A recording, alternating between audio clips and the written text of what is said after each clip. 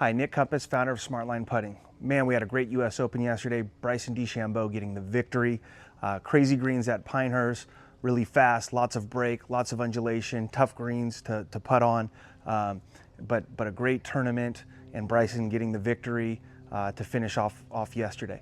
So a couple things I wanted to kind of talk about Bryson's putting. Been lucky enough to go to a couple of U.S. Opens and a couple of PGA Championships and to watch all those guys practice, but watch him practice. First one I got to see him at that kind of noticed some of his putting was 2021 at Torrey Pines.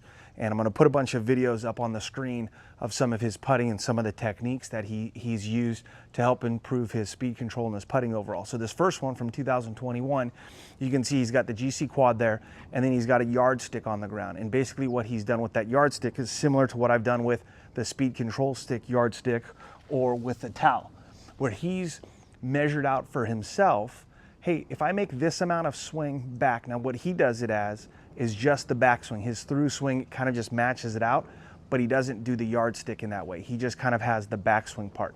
Mine, and I'll put a picture up of that too of, hey, I've got it for a 5-footer.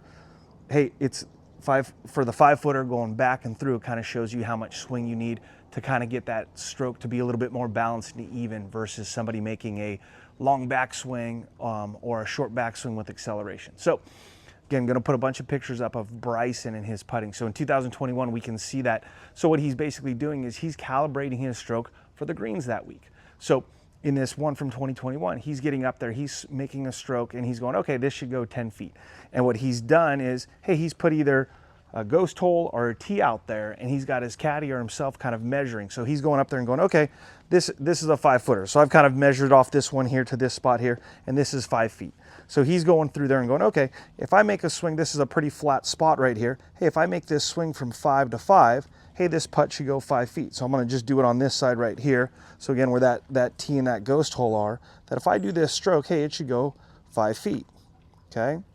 And you can see it goes a little bit past, but pretty close to 5 feet right there, okay? Now, what he also does, then he'll do this for 10 feet, 20 feet, 30 feet, and so on. Now, went to the PGA Championship this year at Valhalla, and you'll see him, and again, I'm going to put some pictures up, you'll see him work around the hole. So what he's doing there is he's got his digital level, and he's measuring, okay, hey, this is a 5-footer that's pretty flat, but hey, if I come over here and I put my digital level down, well, geez, this is going downhill now. Okay, so what do I need to do different? Okay, I don't need to do a swing that is a 5-foot putt.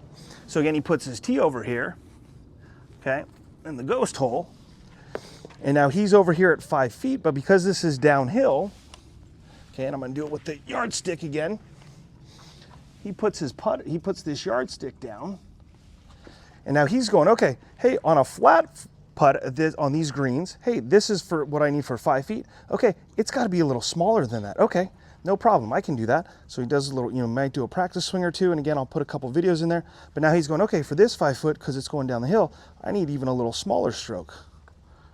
Okay, maybe a little too small right there. Let's try that again. Okay, so again, he'll be like, okay, a little smaller. Okay, there's my 5 foot. Okay, now I kind of got a feel for what this is downhill. So again, when he's doing this, he's calibrating his stroke for what the green speed is that week, and especially some of the uphill and downhill. And I think I got one, I'll put it up here, where there was a really big breaker kind of right to left, and it was a really quick little putt, but you can see him not make much swing and that ball still go there. So again, that putt was running out really fast.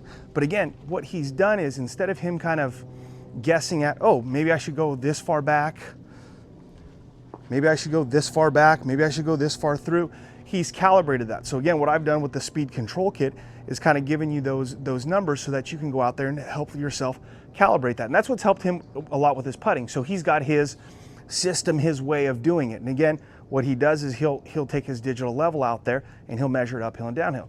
Now you also notice he's got the GC quad out there, and my guess is that thing, we get lots of measurements from that for putting, but I'm pretty sure the way he's using that is he's getting up there with that GC quad and saying, okay, this is a putt this is a 5-foot putt. Hey, he's hitting it. He's seeing where it's going, but then he's also getting that measurement off of GC quad saying, hey, this putt traveled this distance, and maybe even at a certain speed, like when he does the uphill and downhill one, okay? But again, I've got the towel that I could do that same thing. So again, the numbers are the same. Just kind of nice to have a towel versus just the yardstick, but again, would be the same concept of, hey, I've got this stroke calibrated out back and through to kind of have an idea of what 5 feet is, 10 feet is, 20 feet is. And again, that's what he's done. So again, you'll see some of these pictures that I've put up here where he's going through on his yardstick and he's calibrating his stroke for that day, that golf course, those putting green, that green, so he knows what those measurements are and how much stroke he kind of needs, and whether, hey, geez, these things are really fast today, because man, when I did my normal stroke for 5 feet, geez, it almost went 10 feet past. So now he's got a good feeling of, hey, those greens are fast today. Hey, I got to be careful and maybe try to diet in the hole a little bit more. So again, just gives him good feedback, I think. I think a lot of times we go out there, put a couple balls down, just kind of putt it wherever.